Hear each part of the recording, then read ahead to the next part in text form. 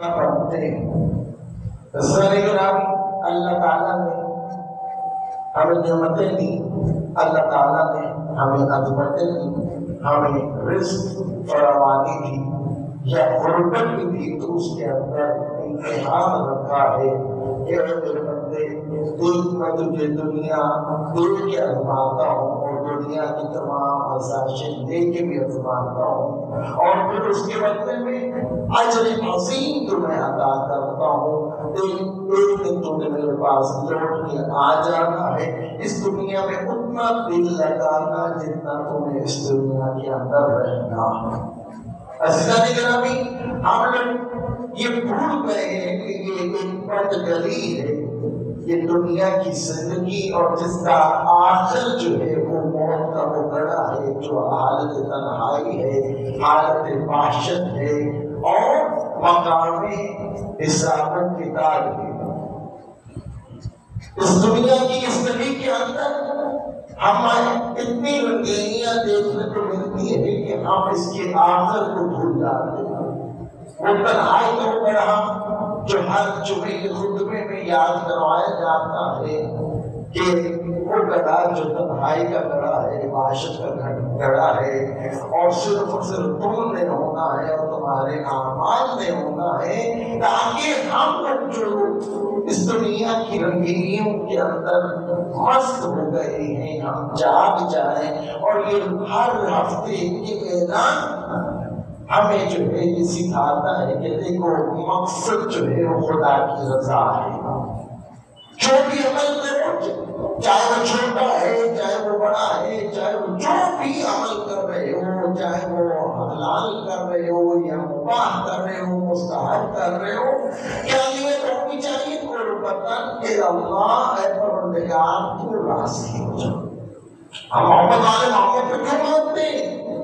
صرف اور صرف نیت یہ ہے کہ جب ہم اللہ کی ہستیوں کو مانیں گے تو پھر وہ خالق جس نے ان سے محبت کی خاطر اس کائنات کو خلق کیا ہے وہ ہم سے راضی ہو جائے۔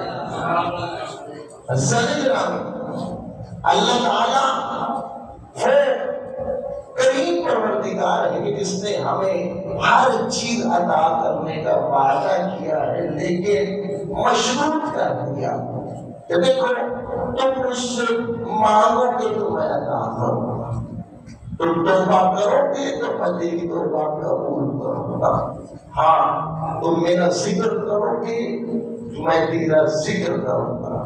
اللہ تعالیٰ کا ہمیں بننا ہے، اور اللہ تعالیٰ کا جب ہم بن گئے تو پھر اللہ تعالیٰ جو ہے وہ لاج رکھنا جانتا ہے۔ عزیزان گرامی، یاد رکھیے گا، ہم جتنے اعمال کرتے ہیں اور پھر بھول جاتے ہیں کہ کوئی گل نہیں تھی، اس سے کیا فرق پڑتا ہے؟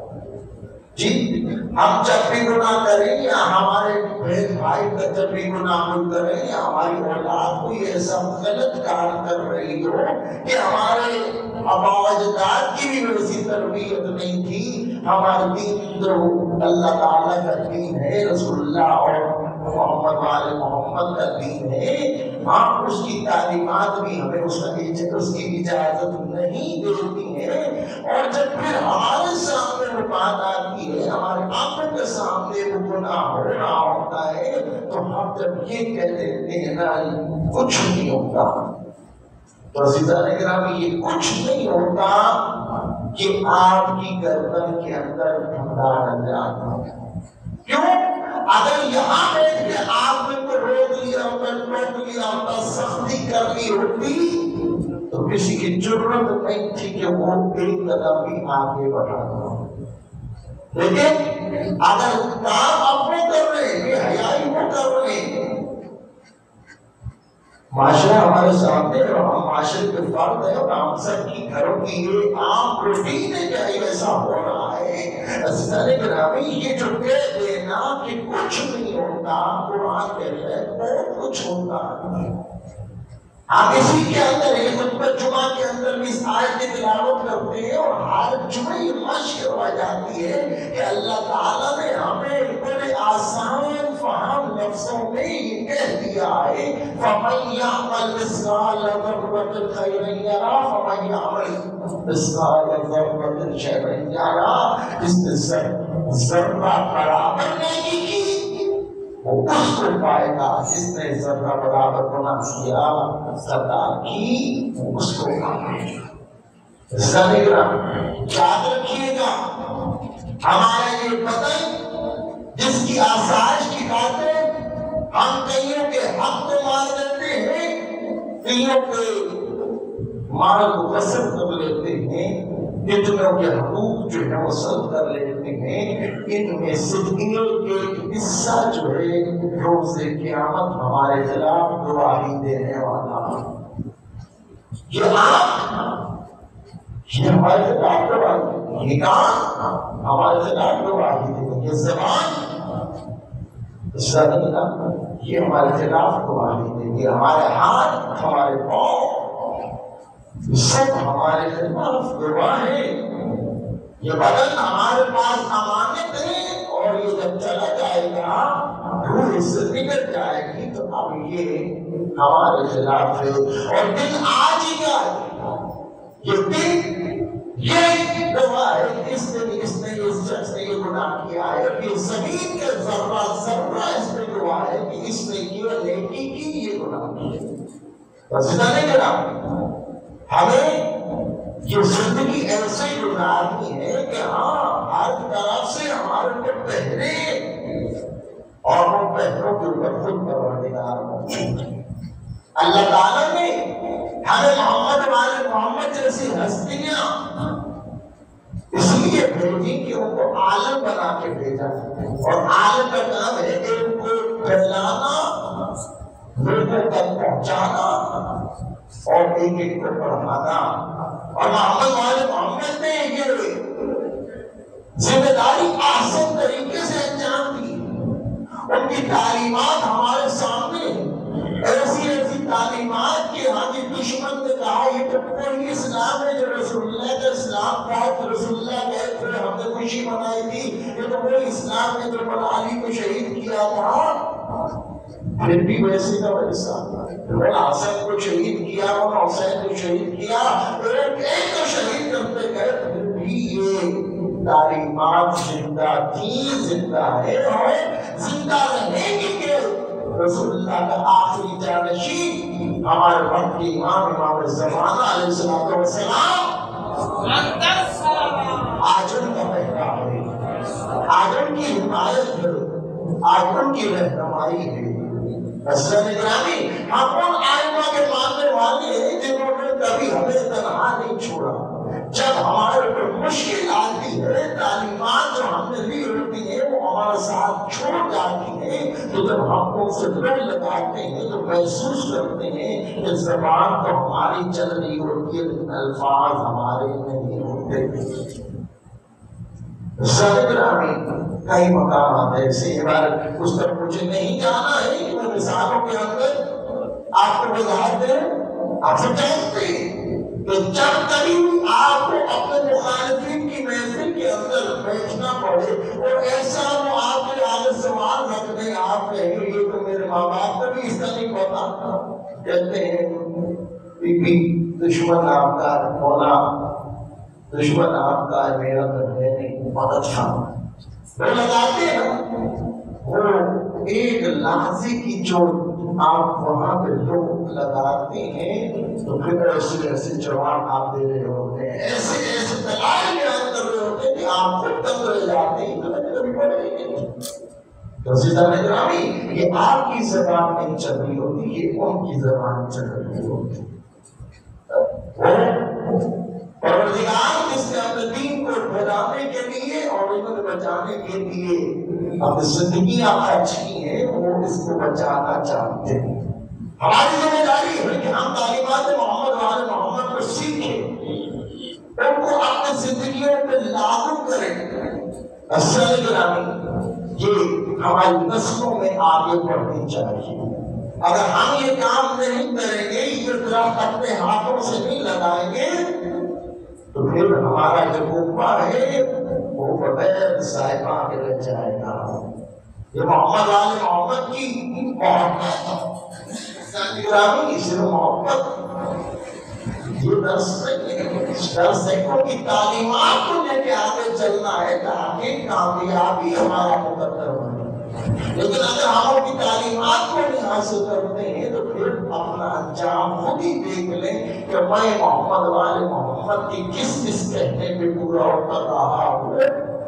میرا گھر ایسا گھر نہیں ہے جیسے محمد والے محمد دیکھنا چاہتے ہیں. میری ذات ایسی نہیں ہے جیسے محمد والے محمد ہمیں دیکھنا چاہتے ہیں. تو پھر ہم لوگ کون ہیں؟ میں کہا کرتا ہوں کہ ہم میں سے اکثر غافل ایسے بھی ہیں جنہوں نے آج تک امام زمانہ علیہ السلام کی بیعت تک نہیں کی. اب خاموشی بتا رہی ہے کہ یہ میں نے کون سی بات کر رہی تھی. امام زمانہ کی بیعت بھی کرنی ہے. کبھی کہا ہے کہ میں امام زمانہ علیہ السلام کی بیعت کرتا ہوں؟ کوئی مطلب کہ اللہ نیت کی ہے کہ ہمارے وہ امام بن جائے. ضروری ہے بیعت کرنا. اگر ضروری نہ ہوتا تو قبیل قوم کے اندر مولا امیر المومنین تو کتنے عرصے سے رسول اللہ کے ساتھ تھے. رسول اللہ نے وہ 3 دن تک جو بیعت لی ہے تو یہ بتا رہے ہیں کہ دیکھو جس بھی دور میں رہو گے تمہیں تمہارے امام کے ساتھ اٹھایا جائے گا، معشور کیا جائے گا. ابھی تک تو ہم نے امام کو امام ہی نہیں تصدیق کیا. سب سے پہلے ذکر کو علامات میں نیت جب تک نیت نہیں کرو تو بیعت امام زمانہ کی اب امام کی بیعت میں نہیں اسلام کو ہو تو نیت کرنی چاہیے کہ ہاں میں امام زمانہ کی بیعت کرتا ہوں. تکلیف سے نہ بچتے ہیں کی ہے جامع شرائط کی ہے کہ ہاں اگر اس کے اندر کسی بھی شرط کے اندر کمی آ گئی کسی بھی وجہ سے تو تکلیف تبدیل کی جا سکتی ہے. بیعت کو جو تبدیل نہیں ہو سکتی.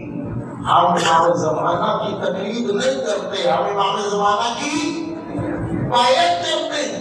اور بیعت کر کے جیسے بات بڑی محمد وآلہ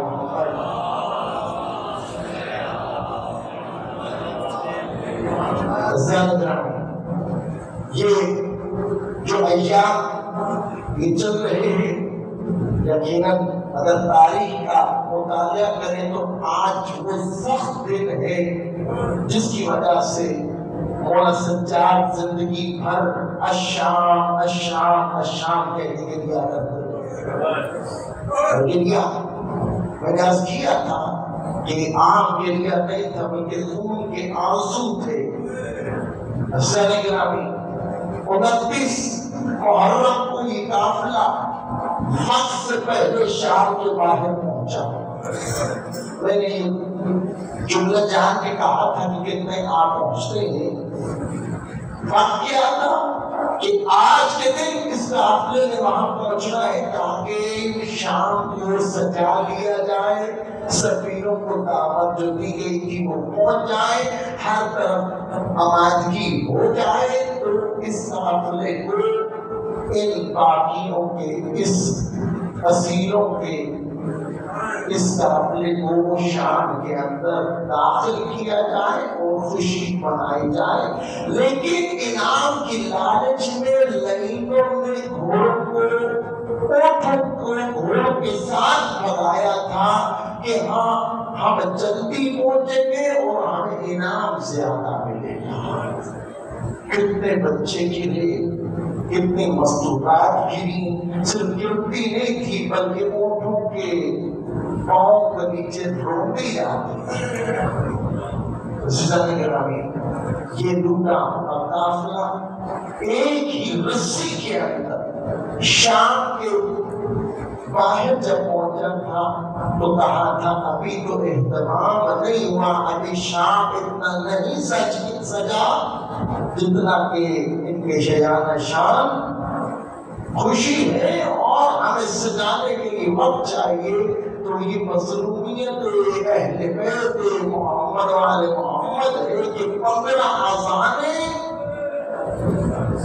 15 ایک دن میں 5 اذان ہوتے. 3 دن تک پاکستان میں یہ کھڑے رہے تھے کہ ابھی اندر دربار سج جائے تو ان کو داخل کیا جائے۔ حسن گرام چوکائے بی بی زینب سلام اللہ علیہا ہے، اب جب جناب سکینہ کی قبر پہ لے کے جایا جاتا ہے نہ تو اب احساس زیادہ ہوتا ہے کہ بیویاں یہاں سے گزری کیسے ہوئی۔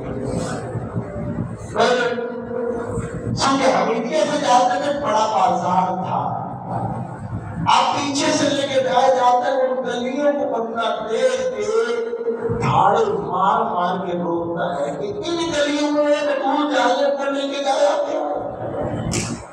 کم گلیاں ہیں، کم موڑ ہے، ایک عام بندہ ان رستوں کو نہیں جان سکتا ہے۔ حسین گرامی پوچھا گیا بیویوں کس بازار سے لایا گیا تھا؟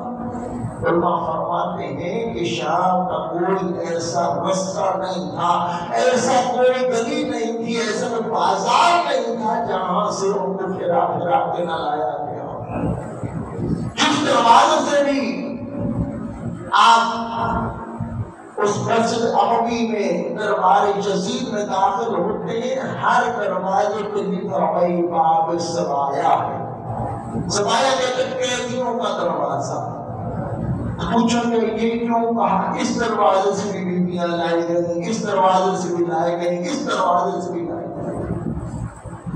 کیا حالت ہے؟ ہاتھ زنجیروں میں جکڑے ہوئے، گلیوں گلے میں ایک رسی بندھی ہوئی ہے، اور سجاد کو آگے آگے کھینچا جا رہا ہے، بیویاں پردہ پیچھے چل رہی ہیں۔ اور سب سے بڑا جو ان کے لیے دکھ ہے وہ یہ ہے کہ ان کے جانے والوں کے سر موٹے نیزہ کے ساتھ ساتھ سفر کر رہے ہیں۔ بیوی نے جناب شریعت حسین جناب زینب سلام اللہ علیہا نے ہمیں ایک درس دیا، وہ درس یہ تھا کہ دیکھو اپنی دشمنی بھی معیار پہ آ کے کرو۔ کیا درس ہے کہ ہر کسی کو دشمن مت بناؤ، دشمنی بھی معیار کی ہونی چاہیے۔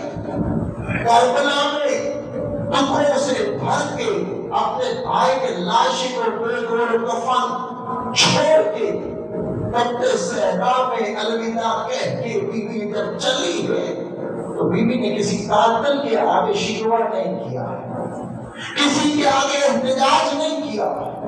کوفہ پہنچی ہے تو کوفہ کو بیوی نے فتح کیا اور لوگوں کو غیرت دلوائی ہے، لیکن اگر بیوی نے اپنا دشمن کسی کو بنایا ہے تو یزید بن معاویہ کو بنایا ہے، اور شام تک بیوی نے خاموشی اختیار کر کے یہ بتایا کہ دیکھو یہ سارے کرائے کے قاتل تھے۔ اگر کوئی دشمن خدا، دشمن رسول، دشمن اہل بیت تھا تو وہ یزید بن معاویہ تھا، اب میں اس کے سامنے ہوں، اب یہ میرا دشمن ہے، اب میں نے فتح حاصل کر۔ اور جہاں سارے راستے یہ بھی خاموش رہی ہے، یہاں آ کے جب دیکھا ہے نا کہ میرے بھائی کے ہونٹوں کے ساتھ لہین کھیلنا شروع ہو گیا ہے، اور اس نے شیر کہا تھا کہ اے بدر کے میرے اجداد، کاش تم کربلا میں ہوتے، دیکھتے میں نے تمہارے خون کا کیسے بدلا لیا۔ جب بیوی نے یہ دیکھا نا تو بیوی نے اپنے بھائی کے سر کو دیکھ کے سلام کہا کہ سلام ہو اے رسول اللہ کے فرزند، سلام ہو اے علی بطول کے فرزند، سلام ہو اے مکہ مدینہ کے فرزند، سلام ہو جس پر ملائکہ درود بھیجتے ہیں۔ تو عزیز گرامی 700 وہ سفیر جو یزید نے اپنے دربار میں بلائے تھے بیوی کی طرف متوجہ ہوئے۔ ایسا گرامی بیوی نے وہاں خطبہ ارشاد فرمایا کیا ہے اسباب؟ کچھ بھی نہیں، تمام جوان مارے گئے، بھائی حسین جیسا مارا گیا، عباس جیسا بھائی مارا گیا، بیٹے مارے گئے، بھائی کے مہمان مارے گئے، ہاتھ میں ہتھکڑیاں ہیں، سجاد کے گلے میں توپ ہے، پاؤں میں بیڑیاں ہیں، یہ اسباب ہیں۔ اور بی بی یہاں پہ شام کو فتح کرنے کے لیے آئی ہے تو بی بی نے یہاں پہ نہیں دیکھا اب کہاں میں، اب یہاں پہ حسین کی صداقت کی دلیلیں پیش کر کے فتح حاصل کرنی ہے۔ تو جناب زینب سلام اللہ نے ایسا خطبہ ارشاد فرمایا ہے جو پڑھنے کے لائق ہے، ایک ایک لفظ کی تشریح ضروری ہے۔ آپ کو میں دعوت مطالعہ دیتا ہوں کہ بی بی کا خطبہ پھر بی بی نے دربار شدید میں کہا تھا، اس کا مطالعہ کیجیے۔ ان حالات میں بھی جب خطبہ شروع کیا ہے تو ہم تو سنا پروردگار محمد والے محمد پہ درود، اور قرآن کے اندر وَسَيَعْلَمُ الَّذِينَ ظَلَمُوا أَيَّ منقلب کہ ظالم عن قریب اپنے کیے ہوئے میں پالیں گے۔ اور امیر المومنین کا فرمان کہ حکومت کفر کے ساتھ تو ہو سکتی ہے، ظلم کے ساتھ نہیں ہو سکتی۔ اس کا عملی پیغام دے رہے ہیں کہ دیکھ تو حکومت کر رہا ہے، ابھی دیکھ ایسے میں اس لکڑی کے ڈھانچے والے ممبر کو ہلا کے تجھے زمین میں پھینک دی۔ بی بی نے ایسا خطبہ ارشاد فرمایا، اور جنت لگا کے بی بی نے اس کی حقیقت کیا کرا دی۔ تو آج تک تشریف بیٹھا ہے، تیری حقیقت کیا ہے؟ تو ہمارے جنب اللہ کے آزاد کردہ غلاموں کی اولاد ہے، یہ ہمارا کیا مقابلہ ہوتا؟ مولانا سجاد کا خطبہ جو مولانا نے کہا کہ یہ بتا اگر رسول اللہ صلی اللہ علیہ وآلہ وسلم اس جگہ پہ اپنی تشریف لے آئے، میرے پاس بیٹھے گے تخت پہ، کہ اپنی اولاد کے ساتھ اس زمین پہ بیٹھیں گے جس مٹی پہ ہم بیٹھے ہیں۔ اور سجاد کا وہ خطبہ کہ مولانا نے کہا کہ جب اپنا بابا کا سوال کرا دیا نا، کوئی مولا کی کمر جھکی ہوئی تھی، مولا زخمی تھے، اتنے جازی آنے لگے تھے کہ مولا کا جسم چھلنی تھا۔ اور میں نے عرض کیا تھا کہ مولا کے جسم کی اور توڑ کی وجہ سے گوشت جو ہے وہ ختم ہو چکا تھا۔ اسلام گرامی اس کیفیت میں اور بھائیوں بیٹوں ہاں چچا سب کا زخم لیے ہوئے کسی کی ہمت ہوتی ہے جب مولا سجاد نے کہا تھا میں خطبہ دینا چاہتا ہوں، نہیں دے رہا تھا، کہا دینے دو، جوان ہے کیا بات کر لے گا، کمر جھکی ہوئی کیا بات کر لے گا، ہاتھ گاڑیاں گاڑیاں ٹاپ لمبر اس کے اوپر بڑھے ہوئے ہیں کیا بات کر لے گا۔ کسی جانتا تھا کہ آپ نہیں ہیں۔ خطبہ ارشاد فرمایا، اتنا بہترین خطبہ تھا کہ دیوار جو ہے وہ حقانیت امام حسین سے اپنے ایک بغاوت دیکھی، جب فضا دیکھی تو یزید نے خاموش کروانا چاہا تو آپ خاموش نہیں ہو رہے تھے، اور کہا کہ اور تو حل کوئی نہیں، کہا مؤذن کدھر ہے، کہا مؤذن ابھی تو نماز کا وقت نہیں ہے، کہا ابھی اپنے آپ کو بچانے کا وقت ہے، مؤذن کو بلاؤ، امام ہے، اللہ کا نام سنے گا، اذان سنے گا تو خاموش ہو جائے گا۔ عزیزان گرامی اذان مؤذن نے دینا شروع کی، مولا نے کہا یقیناً میں بھی دعائی دیتا ہوں اللہ تعالیٰ سب سے زیادہ عظمت ہوتا ہے، اللہ اکبر۔ جب مؤذن نے کہا اشہد ان لا الہ الا اللہ تو مولا نے کہا میں بھی گواہی دیتا ہوں کہ سوائے پروردگار کی کوئی شے نہیں۔ شور و خور اتنا بڑھا، مولا کی آواز اتنی بلند تھی کہ ایک مؤذن آیا، دوسرا مؤذن بلایا گیا، تیسرا مؤذن بلایا گیا، اب 5 سے 7 مؤذنوں نے اذان دینا شروع کی۔ آج بھی وہ سنت یزید جاری ہے، ابھی چلے جائیے گا اور جا کے مسجد عمومی میں دیکھیے گا تو ایک مؤذن اذان نہیں دے رہا، کئی مؤذن اکٹھے ہو کے اذان دے رہے کہ یزید کے دور میں ایک وقت ایسا آیا تھا اتنی لوگوں نے مل کے آزاد کی تھی شہر کو سجاد کی فتح کا آج بھی اعلان کر رہے ہیں کہ جدید کو جو شکست ہوئی تھی اسی آزاد پہ ہو گئی تھی کہ جب اس نے کہا تھا اشہد ان محمد رسول اللہ، تو ڈر کے کہتے ہیں اے بدبخت اے لعین، تو نے میرے بابا کو قتل کر دیا، میرے چچا عباس کو قتل کر دیا، میرے بھائی علی اکبر کو قتل کر دیا، تو نے میرے سر کی کوئی نہیں چھوڑا۔ یہ بتا یہ محمد تیرا نانا ہے یا میرے حسین بابا کا نانا؟ کہا تجھے کہے کہ تیرا نانا تو جھوٹ بولتا۔ سر گرامی ہر طرف حیرت کی نگاہیں تھی، اور یزید کہ اس محل کے اندر جہاں پہ وہ 700 سفیروں کو لے کے اور دل میں تماشین دے کے لاکھوں میں تعداد بتائی گئی تھی، یہ چند مختصر سے قیدیوں کا تماشا دیکھنے آئے تھے، اور فتح شکست میں تبدیل ہو گئی، اور جناب زینب سلام اللہ علیہا نے فاتح شام ہونے کا اعلان کیا تھا۔ اور یہی وجہ تھی کہ یزید ملعون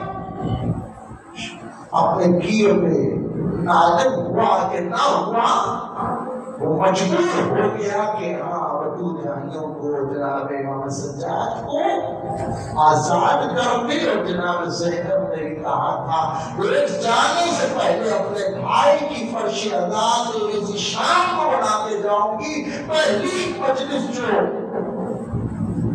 ہوئی ہے قتل امام حسین کے بعد، وہ جناب زینب نے اسی شام کے اندر کی۔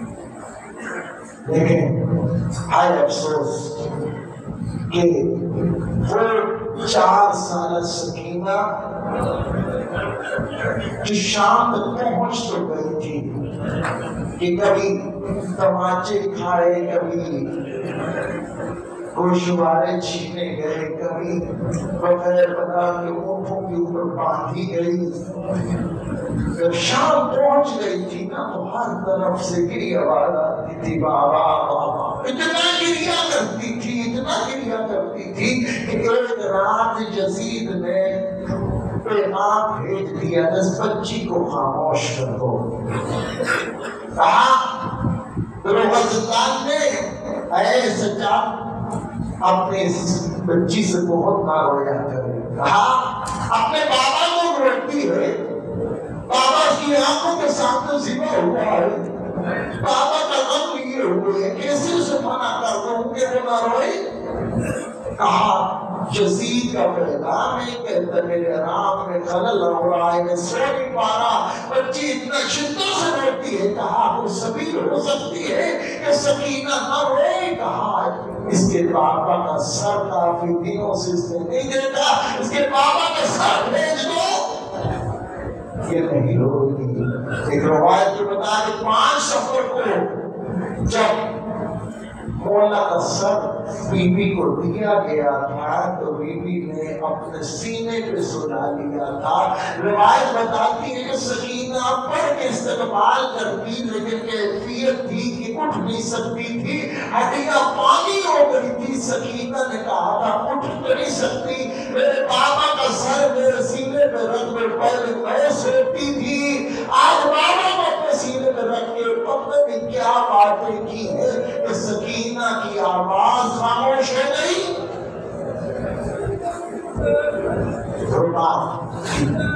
وہ بولتی علی اصغر کربلا میں اور سکینہ شام۔ ہمیں سیرت محمد والے محمد کو سیکھنے سمجھنے اور اس پر عمل کرنے کی توفیق عطا فرمائے۔ محمد والے محمد نے جو ہمارے لیے قربانیاں دی ہیں تاکہ اسلام زندہ رہ جائے، ہم ان تعلیمات کو سیکھنے کی پروردگار ہمیں ہمت طاقت عطا فرمائے۔ اے پروردگار سیرت محمد والے محمد کو سیکھنے سمجھنے اور اس پر عمل کرنے کی توفیق عطا فرمائے۔ امام زمانہ علیہ السلام کی روح کو تعجیل عطا فرمائے۔